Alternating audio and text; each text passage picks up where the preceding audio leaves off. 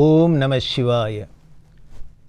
வாக்குண்டாம் நல்ல மனமுண்டாம் மாமலராள் நோக்குண்டாம் மேனினுடங்காது பூக்கொண்டு துப்பார் திருமேனி தும்பிக்கையான் பாதம் தப்பாமல் ஷார்வார் தமக்கு.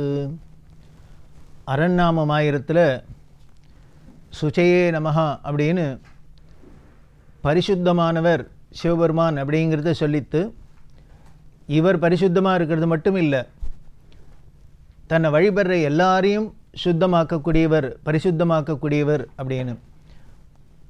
எப்படி தண்ணி இருக்கோ, தண்ணி என்ன பண்ணுறது, அதுவும் சுத்தமாக இருக்குது. அந்த தண்ணியை ஊற்றி எதை கழுவினாலும் எல்லா அழுக்கையும் அது அடிச்சுன்னு போயிடுறது, பரிசுத்தமாக்குறது.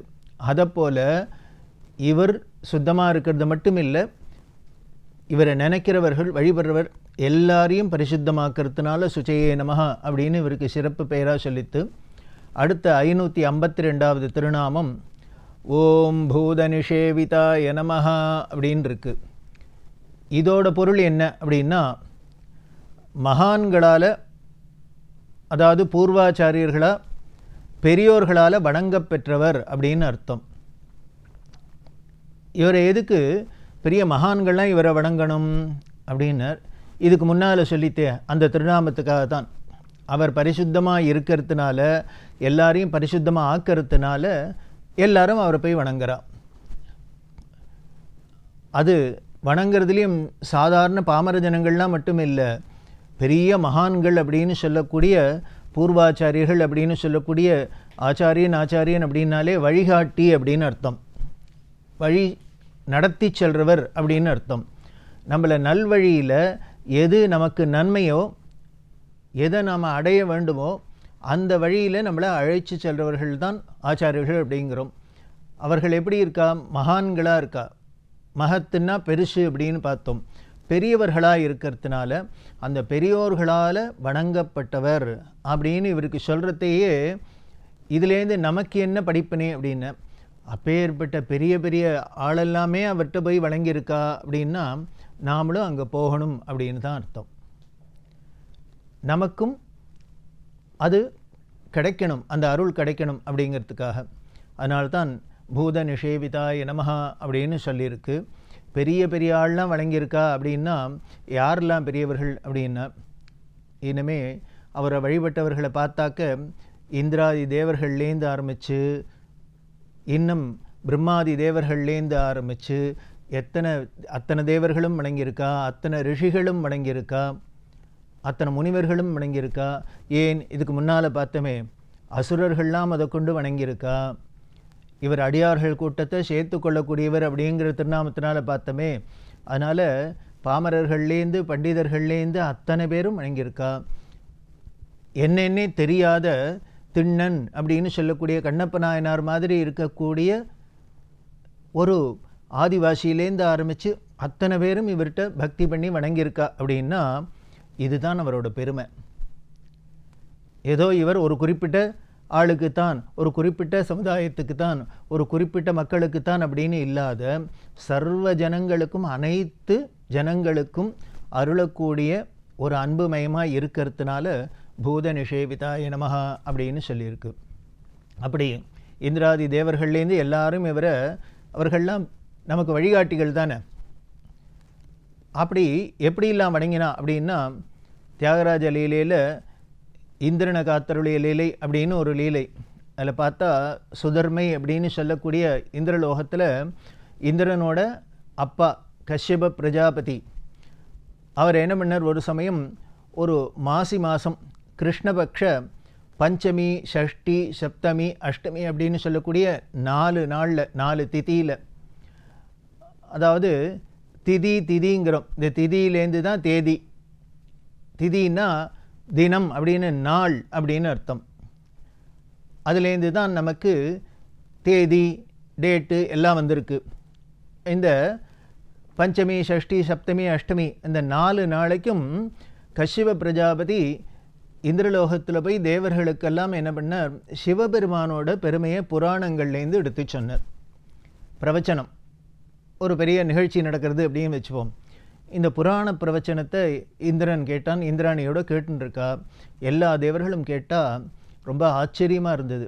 சிவபெருமானோட இந்த பெருமையை கேட்டு கேட்டு எல்லாரும் பரவசப்பட்டா. அந்த 4 நாள் முடிஞ்சதோ இல்லையோ கஷ்யப பிரஜாபதி போயிட்டார்.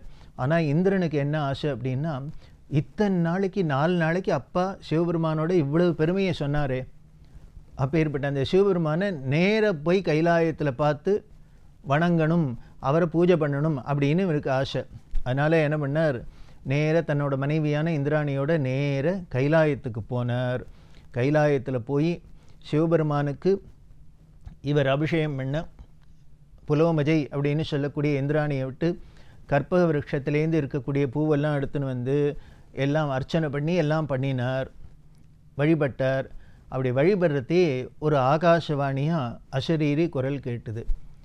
இந்திரன்ட்ட சொல்கிறார், நீ இவ்வளவு கஷ்டப்பட்டு இங்கே கைலாயத்துக்கு வந்து இத்தனை பண்ணின்னு இருக்கியே, இதே இந்த கைலாயத்தில் இருக்கிற மூர்த்தி தானே ஆரூரில் தியாகேஷ பெருமான எழுந்தருளி இருக்கார், இதே உமையோடு தானே அங்கே எழுந்தருளி இருக்கார்,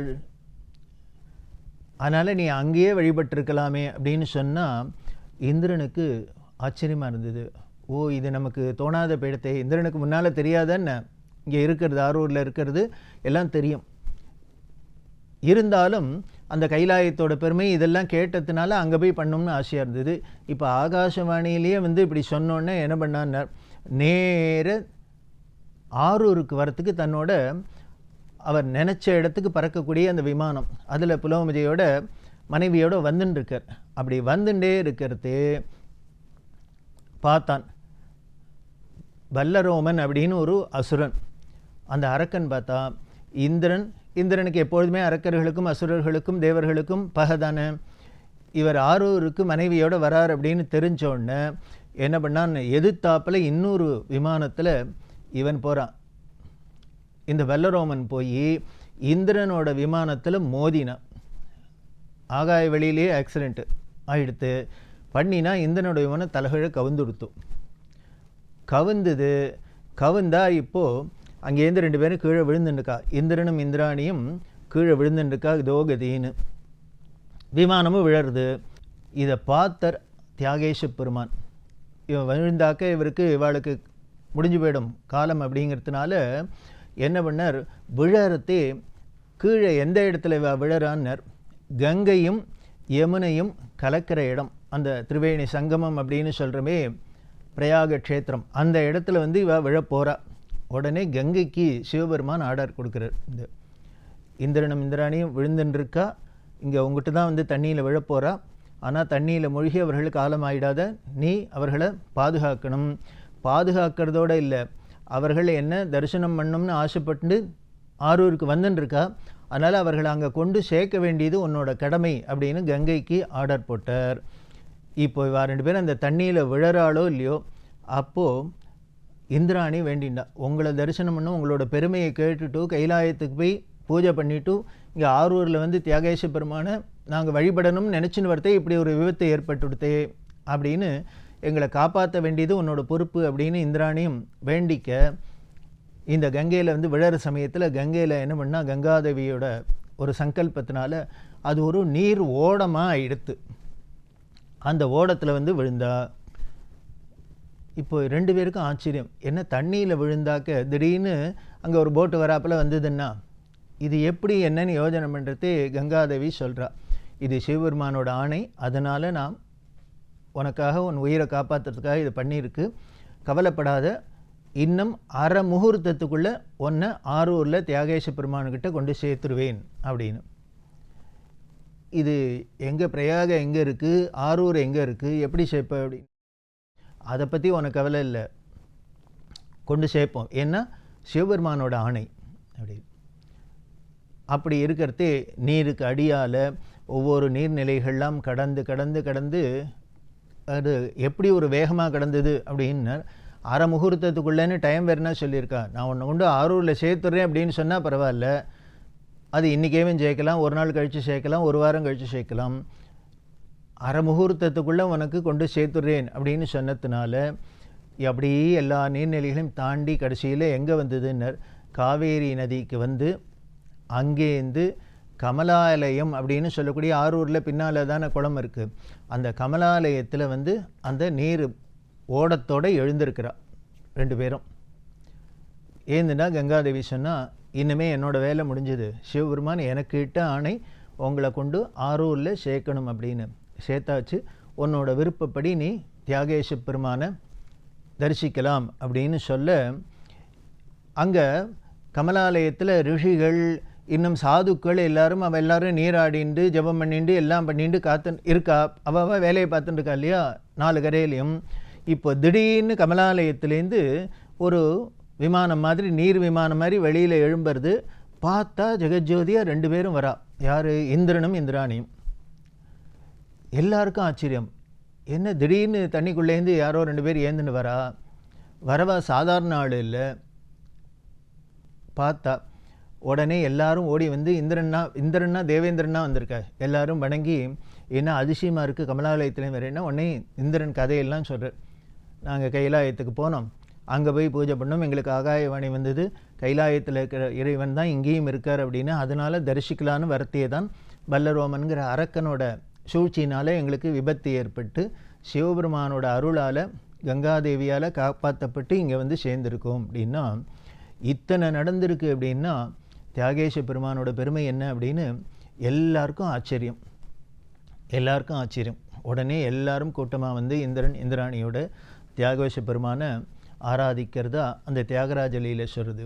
அப்படின்னா அவரை நாம் வணங்கணும், அவரை வழிபடணும் அப்படின்னு நமக்கு மனசுக்குள்ள நிஜமாகவே உண்மையான ஒரு ஆசை இருக்குமேயானால் அவர் உடனே என்ன பண்ணுறார், அதை நமக்கு நிறைவேற்றி கொடுக்குறார். அது நடக்கிறதுக்கு எவ்வளவு இடைஞ்சல் வந்தாலும் எவ்வளவு கஷ்டங்கள் வந்தாலும் அது அத்தனையும் விலக்கி நமக்கு அருள் செய்கிறது தான் அவரோட கருணை. அதனால தான் பூத நிஷேவிதாய நமகான்னு அத்தனை பேரும் அவரை போய் வணங்குறார்.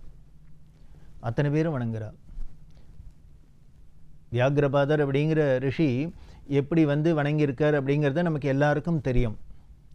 சென்னையில் கோடம்பாக்கம் அப்படிங்கிற இடத்துல பெரிய சிவங்கோவில் வியாகிரபுரீஸ்வரர் அப்படின்னு, வேங்கீஸ்வரர் அப்படின்னு தமிழில் சொல்லப்படுறது. வியாகிரபாத மகரிஷி அங்கே இருந்திருக்கு. இன்றைக்கும் இதுக்கு சாட்சியாக அந்த கோடம்பாக்கம் ஏரியாவில் பார்த்தீங்கன்னா புலியூர் அப்படின்னே இருக்குது. இந்த புலி என்ன, வியாகிரபாதர் அப்படின்னாலே புலி தானே, வியாகிரம்னாலே புலி. அதனால் அவர் அங்கே வந்து தங்கி அவர் வியாகிரபாத மகரிஷி பூஜை பண்ணியிருக்கார். அதே மாதிரி கோடம்பாக்கத்தில் இன்னொரு பரத்வாஜேஸ்வரர் அப்படின்னு ஒரு கோவில் இருக்குது. பரத்வாஜ மகரிஷி வந்து பூஜை பண்ணி வழிபட்ட தலம். இப்படி எங்கே போனாலும் இந்த இடத்துல விஸ்வாமித்திரர் பண்ணியிருக்கார், இந்த இடத்துல வசிஷ்டர் பண்ணியிருக்கார், இந்த இடத்துல கௌதமர் பண்ணியிருக்கார், இந்த இடத்துல பரத்வாஜர் பண்ணியிருக்கார், வியாகிரபாதர் பண்ணியிருக்கார் அப்படின்னு போகிற இடங்கள்லாம் திருத்தலங்கள்லாம் அங்கங்கே அந்தந்த ரிஷிகள் முனிவர்கள் பெயராலேயே சிவலிங்கம் இருக்குது, இன்னமும் வழிபட்டுருக்கு. அப்படின்னா இப்படி அத்தனை ரிஷிகளாக இருக்கட்டும், தேவர்களாக இருக்கட்டும், இன்னும் தேவர்களாக எங்கெங்கே பூஜை பண்ணாலும் பல நாமங்களில் நாம் பார்த்துட்டு தான் வரும். இது இத்தனை பேரும் மட்டும் இல்லை, சாமானிய ஜனங்கள் முதற்கொண்டு வழிபட்டிருக்கா. எத்தனை நாயன்மாரோட சரித்திரத்தில் எவ்வளவுலாம் அவர்கள் வழிபட்டிருக்கா அப்படின்னு தெரியுது. இப்படி எல்லாரும் வழிபடக்கூடியதுனால பூத நிஷேவிதாய நமஹா அப்படின்னு சொல்லியிருக்கு. அப்படி அனைவராலும் வணங்கப்படுற அவரோட பெருமையில் இன்னும் பல விஷயங்களை தொடர்ந்து பார்க்க போகிறோம். ஓம் நம சிவாய.